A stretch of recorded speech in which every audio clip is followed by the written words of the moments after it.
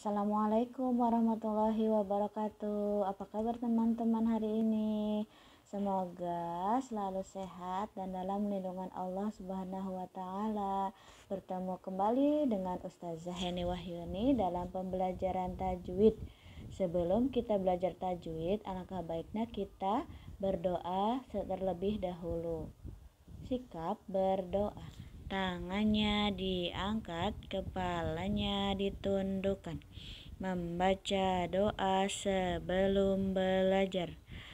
Bismillahirrahmanirrahim. Rabbi zidni ilman warzuqni fahman. Ya Allah, tambahkanlah ilmu kepadaku dan berikanlah aku kefahaman. Amin.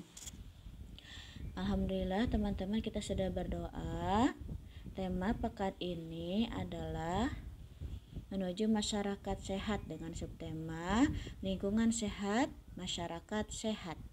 Dalam Al-Quran surat Al-A'raf ayat 31 bahwa Allah Subhanahu wa ta'ala telah berfirman, "Wahai anak cucu Adam, pakailah pakaianmu yang bagus pada setiap memasuki masjid. Makan dan minumlah tetapi jangan berlebihan. Sungguh Allah tidak menyukai orang yang berlebih-lebihan." Dalam surat Ali Imran juga disebutkan dalam ayat 134, yaitu orang-orang yang senantiasa berinfak baik di waktu lapang maupun sempit, dan orang-orang yang menahan amarahnya dan memaafkan kesalahan orang lain, dan Allah mencintai orang yang berbuat kebaikan.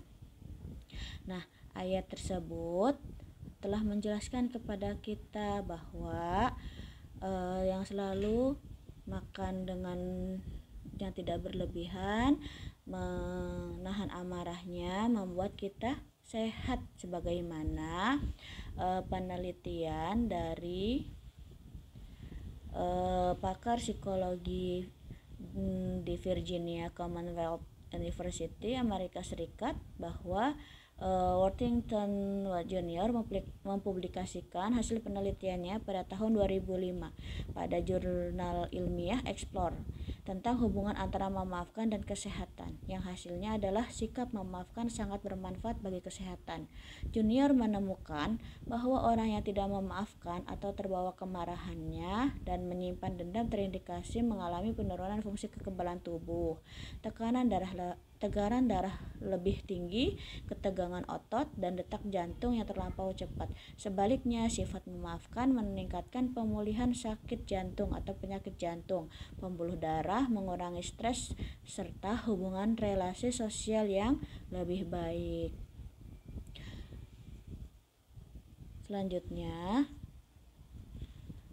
di semester 1 kita telah mempelajari 3 hukum bacaan nun mati atau tanwin yang bertemu dengan salah satu huruf hijaiyah. Di antaranya kita telah mempelajari hukum iqlab, idhar, dan idgham. Kali ini Ustazah Heni akan memaparkan hukum ikhfa, di mana ikhfa yang artinya menyamarkan atau menyembunyikan.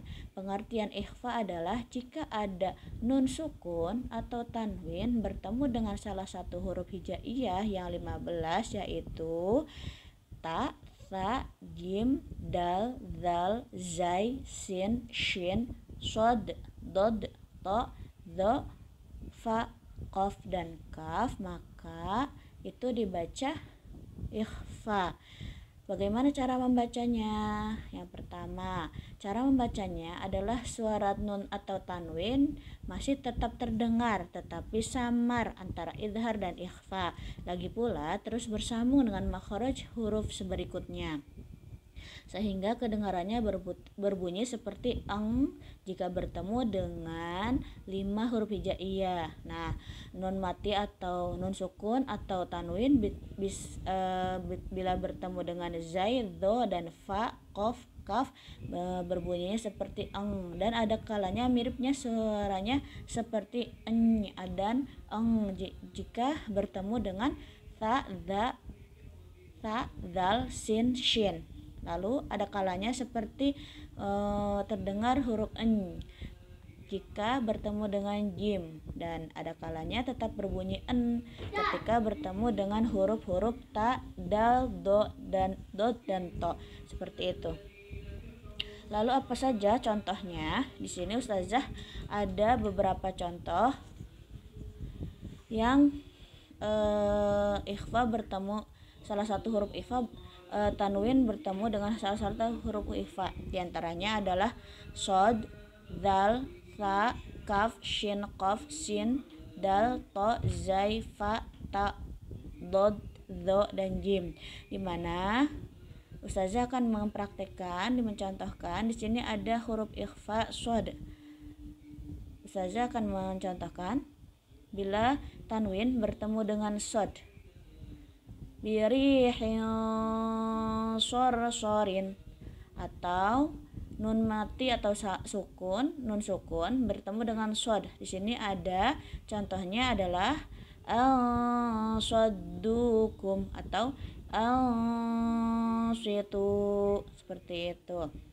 Lalu ada kalanya tadi terdengar seperti bunyi en. Nah, di sini ada huruf jim.